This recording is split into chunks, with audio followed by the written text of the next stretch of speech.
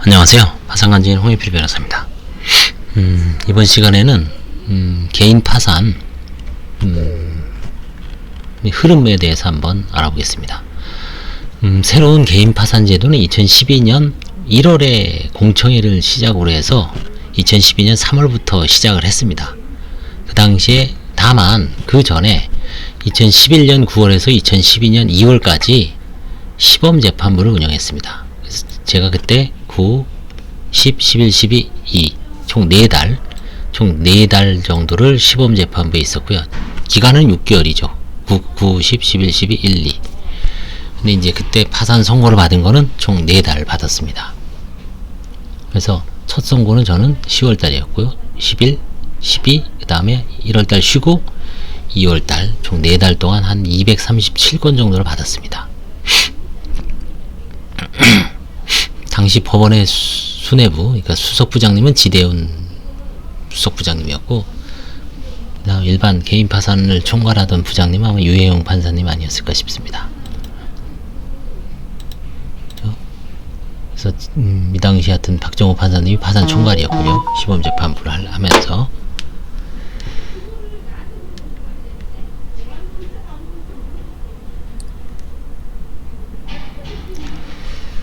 그 다음에 이제 2012년 2월부터 2014년 2월까지 총 2년 동안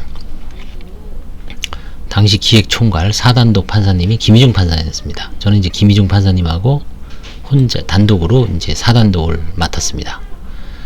그 다음에 그 당시에 파산 총괄은 김희중 판사님은 기획총괄이었고, 파산부 전체를 총괄하는 기획총괄이었고, 그 다음에 그 당시에 박근정 판사님, 여자 판사님이신데 2012년도에 파산 총괄이었습니다. 7단독을 맡고 계셨죠. 그 다음에 2013년도에는 파산 총괄은 조광국 판사님이었을 겁니다. 그래서 이 당시 저는 5기부터 36기까지는 이제 그때는 이제 박근정, 조광국 판사님 7단독, 나중에 6단독이죠. 그 다음에 4단독 같이 했었는데 7에서 25 중 홀수는 7단독에서 받고, 그 다음에 8에서 24 중 짝수는 4단독에서 받고, 그래서 이 당시엔 상당히 사건을 많이 했죠. 그 당시에 수석부장님은 이종석 판사님이었고, 부장님, 개인 파산을 담당하신 부장님이 서경환, 이번에 이제 원장이 되신 분입니다. 서경환 부장판사님이었습니다. 이 수석부장님이신 이종석 판사님은 그 다음에 이제 헌법재판소 재판관으로 가셨죠. 그 다음에 이제 계속 이제 1년에서 2년 단위로 이제 판사님이 계속 오니까요. 2014년 2월부터 2015년 2월, 이때 파산 총괄 전체 기획 총괄은 양민호 판사님이었고요. 저하고 이제 같이 파산을 하셨던 4단독에서, 그 다음에 파산 총괄은 원용일 판사님이었습니다. 그래서 제가 원용일 판사님한테 전화를 받고 2014년 5월에 새로운 개인 파산 제도에 대해서 법원에서 이제 판사님들 상대로 서울중앙법원, 그 당시 중앙법원이죠. 중앙법원 실무연구회에서 개인 파산에 대해서 발표를 했습니다. 일부 판사님하고 이제 지정 토론했고요. 그 다음에 점심 같이 먹고, 기억이 납니다. 2014년 5월이었습니다. 그 다음에 이제 이때 이제 관제인 상대로 기타 소득이냐 사업 소득이냐에 따른 어떤 세무 분쟁이 시작됐습니다.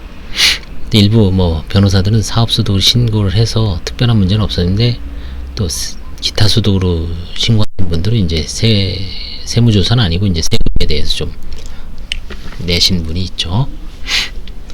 그 다음에 이제 그때 이걸 기하로 해서 이거 좀 관제인들도 한번 모여서 좀 의논 좀 해야 되겠다 해갖고 관제인 세미나를 시작했습니다. 2014년 9월입니다. 벌써 7년 지났죠. 이때만 해도. 이 당시에 수석부장님은 윤준 판사님이었고요. 지금은 이분이 수원지방법원장이었나요? 지금은 뭐 하시는지 모르겠네. 작년 재작년까지 수원지방법원장이었습니다. 그 다음에 부장님은 구혜근 판사님이었는데, 이분도 이제 지금 서울고법 부장판사 겁니다, 지금. 그 다음에 이제 해를 넘겨서 2015년 3월부터 2015년 7월까지는 박원철 판사님 부임했고요. 그 다음에 이제 그래서 1년 정도 하셨죠. 박원철 판사님이 기획총괄 교수였습니다. 기획총괄 판사님이었습니다. 사단도. 그래서 그때 편람을 개정했을 거예요. 관제인 직무 편람을 개정한 기억이 나고, 그 다음에 이때 2015년 8월에 신규 관제인을 10명을 임명했죠. 그래서 이제 이때 지금까지 근무하시는 분 대부분이 아직도 있죠. 1차 신규. 그 다음에 저희 사무실에서는 이 실장님이 이제 보조인으로 취임해서 2015년 10월부터 근무하고 있습니다. 현재까지 6년 넘었네요. 그 다음에 2016년 2015년 그렇죠? 2015년 이때는 파산 총괄은 김경애 판사님이었습니다. 지금 아마 서울고등법원에 판사님이 계시는데 부장판사님이 되셨을 거예요.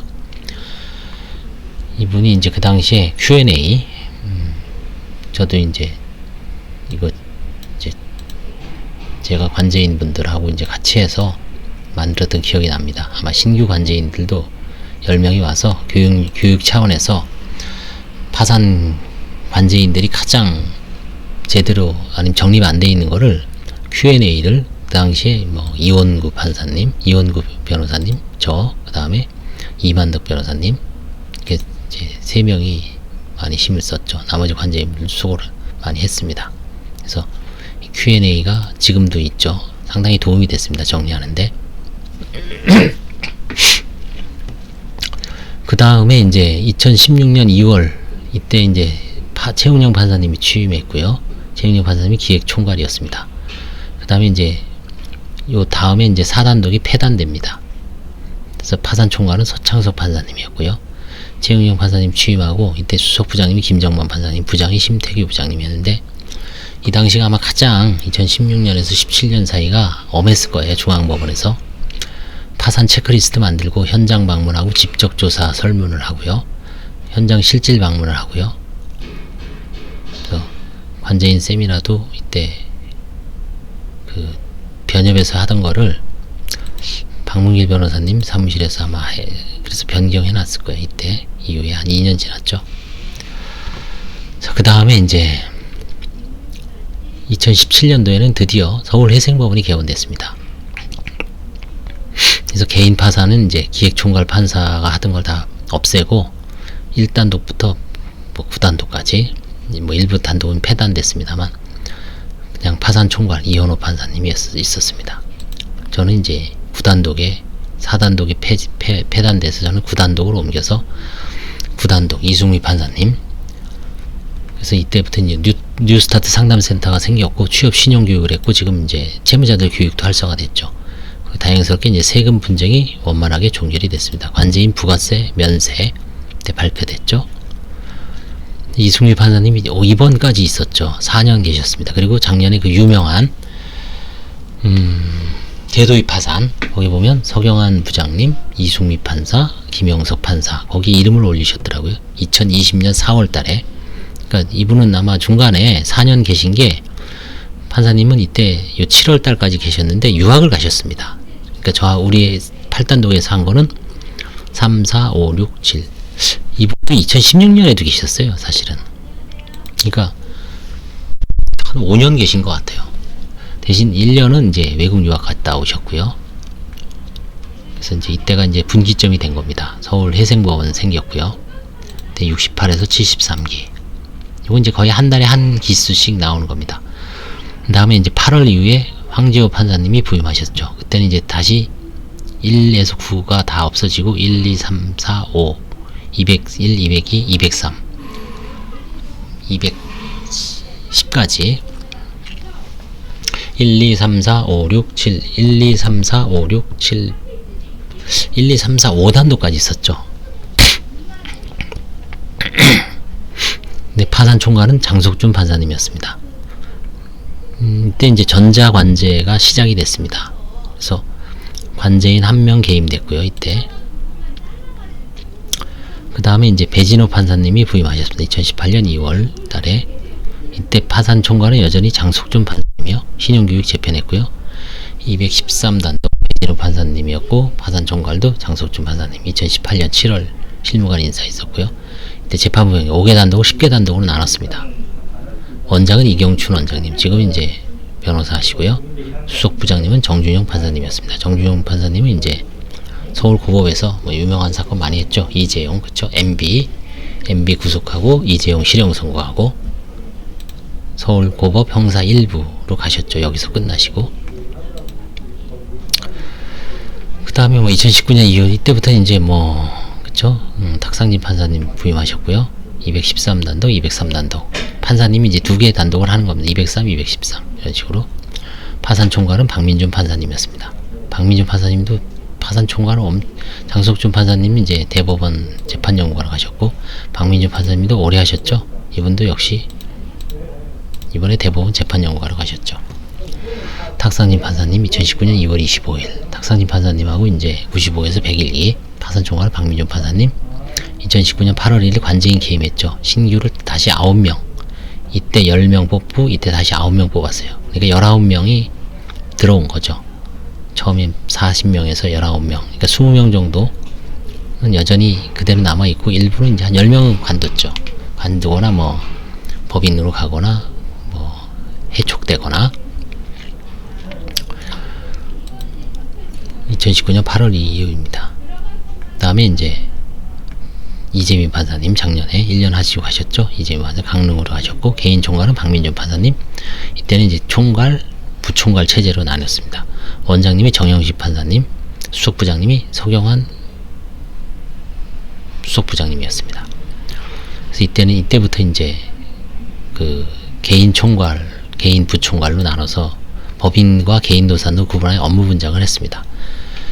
그 다음에 이제 신규 관제인들도 평등 배당을 받았습니다. 2012년 10월부터는 항상 관제인은 8월부터 뽑죠. 그래서 보시면은 관제인에 관심 있는 분들은 관제인이 이제 언제 2019년 8월 달에 뽑았죠. 그죠? 잘 보십시오. 2019년 8월 이때 뽑았어요. 처음으로. 뽑은 게 아니라 이제 그쵸. 신규 충원했고 2017년 그죠? 이때 한번 개임했고요. 이때는 이제 한 명만 변동이 있었습니다. 그 다음에 2015년 8월 그죠? 이거 잘 보시면 2년 단위로 개임되는 거 변동되는 거 알죠? 15년 17년 이때는 이제 신규를 10명 뽑았고요. 이때는 그냥 한 명만 아웃시키고 그대로 전원 다 유임했고요. 한 40 몇 명이 됐죠. 그 다음에 2019년도에 9명 그쵸? 뽑았고요. 전원 유임했습니다. 그래서 총 44명이 됐죠. 많이 늘어났죠. 그 다음에 올해 언제겠어요? 그럼 2021년 8월 달에 올해 이제 새로 수요가 있겠죠. 예, 그렇게 보면 되십니다. 그래서 관제인에 관심 있는 변호사님들은 이제 지금부터 열심히 준비하셔야 돼요. 면접을 면접도 해야 되고 이제 공부도 열심히 해야 되겠죠. 그 다음에 이제 올해 2021년 2월 달에 인사이동이 있었습니다. 그래서 김기용 판사님이 오셨고요. 개인 총괄은 이정엽 부장판사님, 이제 부장판사님 체제가 됐습니다. 이런 식으로. 개인 부총괄은 최유경 판사님. 남자분입니다. 그래서 법인과 개인 도산 구분을 유지했고요. 부장판사가 최초로 파산재판장에 보임됐습니다. 원장님은 판사님들이 추대해서 서경환 수석부장님이 원장으로 취임하셨습니다. 그다음에 수석부장은 모르겠어요. 아직은 확인 안 해봤습니다. 그래서 이런 식으로 해서 이제 뭐 조금씩 계속 변해요. 그냥 뭐 해마다 그렇죠. 나중에 한 5년 지나면 정신이 없습니다. 매일 조금씩 변하죠. 앞으로도 계속 변할 거예요. 그죠? 작년만 해도 이제 뭐 여기서 뭐 제가 언급은 안 했지만 14종으로 그쵸?